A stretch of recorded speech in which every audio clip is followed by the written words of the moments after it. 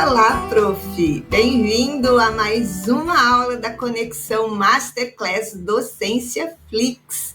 E todo mês, a plataforma Docência Flix faz uma Conexão Masterclass com 2 aulas. Na primeira, eu sempre pego o tema do mês e contextualizo. Vou em busca de alguma coisa que realmente está importando no mundo do trabalho e deveria importar para os professores, principalmente no ensino superior, porque os nossos egressos vão para esse mundo do trabalho. Na segunda aula, eu pego tudo aquilo que eu já contextualizei e coloco em prática. Mostro como você leva para a sala de aula, mas principalmente por que é importante levar e transformar as suas práticas docentes. Aliás, deixa eu me apresentar. Eu sou a professora Denise Davinha, fisioterapeuta de formação, mas totalmente apaixonada pela docência, pelas novas soluções na docência, e com essa mentalidade eu trago a plataforma Docência Flix para você. Você não pode deixar de conhecer docenciaflix.com.br. Nesse Masterclass de março, nós temos uma presença supimpa de diferente, que são os professores de fisioterapia neonatal e pediátrica. Estaremos juntos em abril, lá em Salvador, para o primeiro encontro de docentes em fisioterapia neonatal e pediátrica. Esse Masterclass de março, então, foi feito para um esquenta com esses professores, porque lá, aí sim, nós vamos tratar especificamente de particularidades na formação, também de core skills, dos futuros egressos de cursos de fisioterapia para lidar nas especialidades de fisioterapia pediátrica e fisioterapia neonatal. Uau! No primeiro encontro desse Masterclass de março, nós falamos sobre as peculiaridades dessa nova geração que estão exigindo dos professores novas abordagens. Na aula anterior, eu mostrei as core skills nesses tempos de tecnologias e como é importante que os docentes se preocupem em transformar as suas práticas dentro de sala de aula, porque agora a gente tem uma nova geração. E aí, para puxar esse papo, eu trouxe uma conversa que eu tive com uma professora do curso de medicina veterinária, onde ela percebeu um comportamento de um estudante e isso a preocupou muito. Tanto que quando eu fui fazer uma formação presencial, ao final do nosso contato, do nosso compromisso, ela veio conversar comigo e trouxe esse caso. A cada 2 anos, o Fórum Econômico Mundial publica um relatório sobre as competências do futuro. E é muito interessante fazer um comentário antes de continuar. Vem cá comigo. Interessante, eu acompanho o Future of Jobs, acho que desde 2017, 18, por aí. O Future of Jobs, ele projeta por os próximos 3 a 5 anos. Mas desde a inteligência artificial em 2023, essa dinâmica mudou. Em 2023, e eu mostrei isso na aula 1, a previsão já foi para 2 anos só.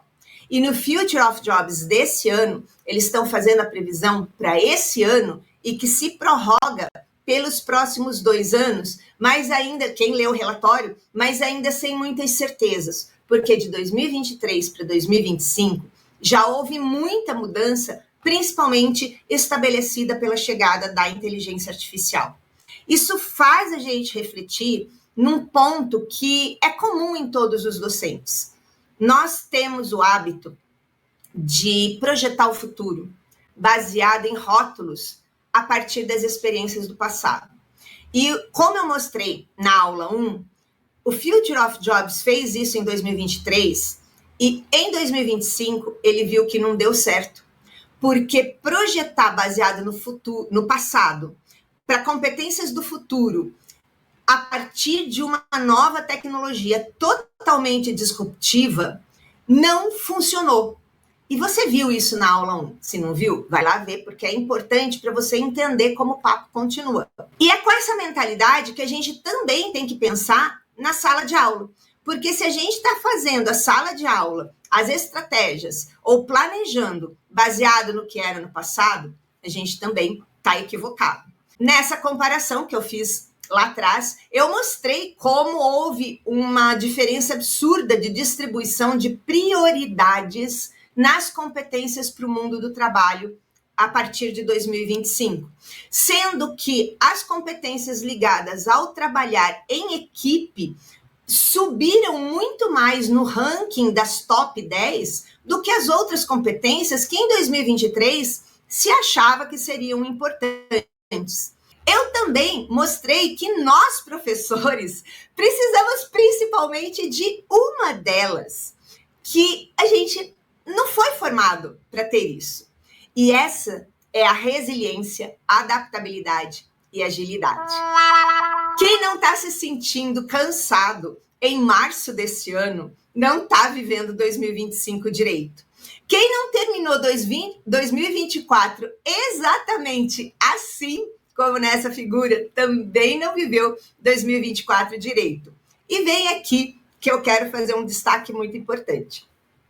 Resiliência é a capacidade de recomeçar. Adaptabilidade ou flexibilidade é a capacidade de eu reconhecer o que não serve mais e identificar o que está em vigor daqui para frente. E agilidade é a rapidez com a qual eu percebo essa diferença e vou em busca de novas habilidades para que eu continue ativo no mundo do trabalho. Essa, pelo relatório de 2025, é a segunda core skill mais importante de 2025. Então, perceba que para ter a competência de resiliência, adaptabilidade e agilidade, a gente precisa ter o pensamento analítico muito desenvolvido também. Portanto, nosso compromisso de hoje é colocar essas core skills em ação dentro da sala de aula, dentro da curadoria, para trilhas de aprendizagem inovadoras e apropriadas para essa nova geração que a gente chama de geração Z ou Gen Z. Ah, mas é muita coisa. A gente tem um monte, as 8 competências. Como é que eu levo cada uma delas para lá? Hoje eu quero trabalhar com vocês aquelas que estão ligadas ao trabalho em equipe, que foi o papo que a gente começou lá na aula 1. Então, eu vou falar bastante nesse nosso segundo encontro do Masterclass em empatia escutativa, liderança e influência social. Como você leva isso para sua sala de aula? E esse é o tema de hoje. As core skills do trabalho em equipe e as habilidades socioemocionais em uma geração totalmente diferente de todas aquelas que a gente conheceu anteriormente, a geração Z. Para isso, lá no primeiro encontro, eu fiz um relato de caso e contei para vocês, e contei também na primeira aula, que eu e a professora que trouxe esse relato de caso para a gente, nós tínhamos rotulado a atitude e a percepção do estudante como um descaso. E lá na primeira aula, eu mostrei também como isso foi errado, como a gente rotulou a partir de um valor do passado, e que depois que eu mergulhei, no final do ano, eu mergulhei para estudar mais sobre o que está acontecendo com essa geração, como os processos de neuroaprendizagem dessa geração são diferentes dos processos que a gente conheceu em gerações anteriores, eu entendi que, na verdade, isso que a gente chamou de descaso tem outro nome. Então, para isso, a gente precisa conhecer a geração Z ou Gen Z, que são os estudantes que estão chegando agora ao ensino superior, porque eles nasceram aí entre 1995, 96 até o ano de 2010. E um detalhe que eu acho bastante importante. Essa é uma geração com características que a gente vai discutir que cada vez estarão mais marcantes a partir de agora, na entrada ao ensino superior. Então, se você, professor, assistiu à aula 1 e identificou nos seus estudantes comportamentos similares àqueles que a gente discutiu, essa aula é para você, porque daqui até os próximos anos, até as próximas entradas, próximos pelo menos 5 anos de entradas de novos estudantes no ensino superior, para começar o seu curso superior e para ir para o mercado de trabalho, cada vez mais. E as características que nós vamos falar aqui, vamos tratar aqui e mostrar como é que leva para a sala de aula, cada vez mais elas estarão marcantes e você vai perceber que não adianta, com essas características não dá para reproduzir modelos anteriores. Vamos mergulhar então nessa Gen Z. Essa Gen Z, que nasceu entre 95 a 2010, cresceu imersa nas tecnologias digitais e com uma característica muito particular. É uma geração que está acostumada à personalização das suas preferências. Se a gente parar para pensar, é uma geração que cresceu com streaming, aonde ela senta na TV e escolhe o que quer assistir. Não é como a nossa geração que tinha que anotar quando, que dia, que horário ia passar o programa que a gente queria e a gente se programar para assistir esse programa. E essa personalização de preferências vai para todo lugar, além do streaming, por exemplo, é uma geração que personaliza as preferências nas redes sociais, naquilo que assiste, naquilo que vê, naquilo que interage com o mundo e interage com o outro, no pouco que interage com o outro. Então, essa geração é marcada pela tecnologia mobile, eles cresceram com o smartphone.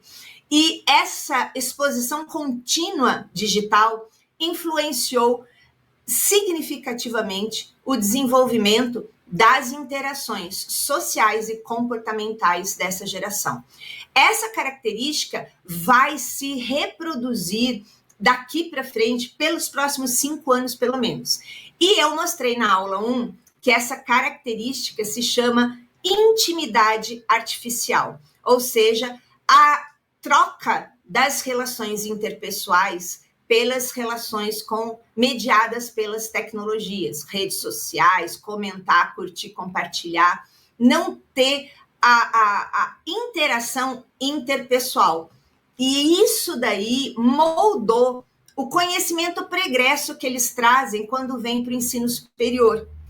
E o conhecimento pregresso também, a gente discutiu na aula 1, se chama subsunsores do ponto de vista da teoria da aprendizagem significativa. Quando nós olhamos o relato de caso e quando nós olhamos a forma como essa geração cresceu mediada por tecnologias mobiles, a gente encontra a explicação por que a formação de subsunsores se relaciona aos sinais característicos de intimidade artificial que são tão típicos dela e que a gente vem identificando dentro das salas de aula do ensino superior, mas vem rotulando de preguiça, de desligamento, de descaso, de desconexão. Então, lá na primeira aula, eu já fechei esse cenário para você saber que não é descaso, é intimidade artificial, e esse é um comportamento que a gente agora precisa formar. E mas é uma geração e tal. Vamos falar de necessidades de gerações? A nossa geração tinha necessidade de conteúdo, porque o conteúdo só existia em 2 lugares: na cabeça do professor, na experiência dele, e nos livros da biblioteca. Então, para a nossa geração, conteúdo era muito importante. Era algo que a gente buscava no ensino superior, porque não tinha outro lugar para buscar. Então, mesmo que o professor tratasse mal a gente, fizesse prova com rodapé de livro, a gente não se incomodava, porque aquilo era uma lacuna tão importante na nossa geração, que aquilo era o centro do processo de ensino. Com as tecnologias, principalmente com acesso digital à internet, esse papel foi sendo invertido. A gente passou a ter o conteúdo em outros lugares.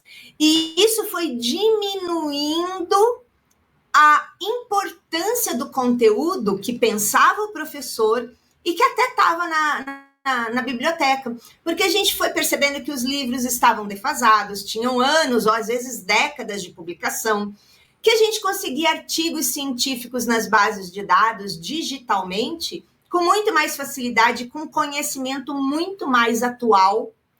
E isso foi mudando, as tecnologias foram mudando ao longo da primeira década dos anos 2000, por volta aí de 2010, a gente já passa a ter a experiência como uma nova necessidade, porque o conteúdo ele já era provido por outros lugares além da biblioteca e além do professor. Então, o professor passa a ter um compromisso de transmitir a sua experiência usando o conhecimento, o conteúdo, as suas aulas, para entregar para os alunos aplicação. Aplicação passa a ser a palavra. E aí, no início dos anos 2010, a gente passa a ter um boom, um crescimento das aprendizagens centradas no estudante, centradas nas experiências e na formação por competências. A partir daí, embora isso seja uma teoria lá dos anos 80, que entrou em alta no final dos anos 80, isso lá na década de 60, 70 já era falado, mas é a partir de 2011, 2012, especialmente com as redes sociais, que a gente passa a ter esse levante no sentido, não dá para centrar no conteúdo, porque conteúdo a gente acha em muitos lugares. Depois disso, a gente passa, então, a ter essa geração que começa a entrar no ensino superior a partir de 2015, 2016, 2017, com novas necessidades. E aí, então, a gente tem a Gen Z entrando no ensino superior e, a partir de 2017, os professores começam a ter um discurso em comum, que é aquele discurso, essa geração não quer nada com nada, essa geração é dispersa, essa geração não presta atenção. Mas pararam para pensar que ao longo das décadas houve mudanças nas necessidades e no interesse das gerações que entravam para o ensino superior, mas não houve a adaptação do modelo de atuação docente na mesma proporção que essas mudanças de necessidades individuais das gerações foram se sucedendo? É por isso que a gente entra na pandemia, que dá aquele caos todo, os alunos se adaptam muito bem aos modelos híbridos e os modelos remotos, mas os professores não. Porque os professores levam a ideia para o modelo remoto de que era só dar aula para a câmera com os mesmos materiais. Pensa nisso. Então, é a partir daí que a gente percebe que a gente precisa, então, de novas estratégias, principalmente porque essa Gen Z carece de relações humanas colaborativas. Essa Gen Z precisa encontrar na sala de aula, com o professor, com a experiência dos professores, habilidades interpessoais e sociais, estratégias didáticas que, além de estimular o conhecimento, o aspecto cognitivo da aprendizagem, explore também habilidades interpessoais e sociais. E isso está claro no último relatório do Fórum Econômico Mundial, quando a gente tem as habilidades de trabalhar em equipe disparando e colocando 2 posições entre as 8 primeiras, sendo que só tinha empatia escutativa, que era o 8º lugar lá no relatório anterior. Mas note que liderança e influência social se tornou a 3ª core skill mais importante para o mundo do trabalho desde a chegada da inteligência artificial. E esse papo a gente discutiu na aula 1. Então, agora eu estou trazendo isso e fazendo o link com o relato que a gente teve lá da professora de medicina veterinária, desse estudante que, inclusive eu, na época, falei, nossa, parece um descaso tão grande. Não, para você entender por que eu cheguei à conclusão que não era um descaso, a gente hoje vai olhar as características dessa Gen Z e vai começar a colocar dentro da curadoria experiências que estimulam as características de personalidade que faltam nessa geração. Porque, afinal, esse é o compromisso de todo professor que forma para o mundo do trabalho.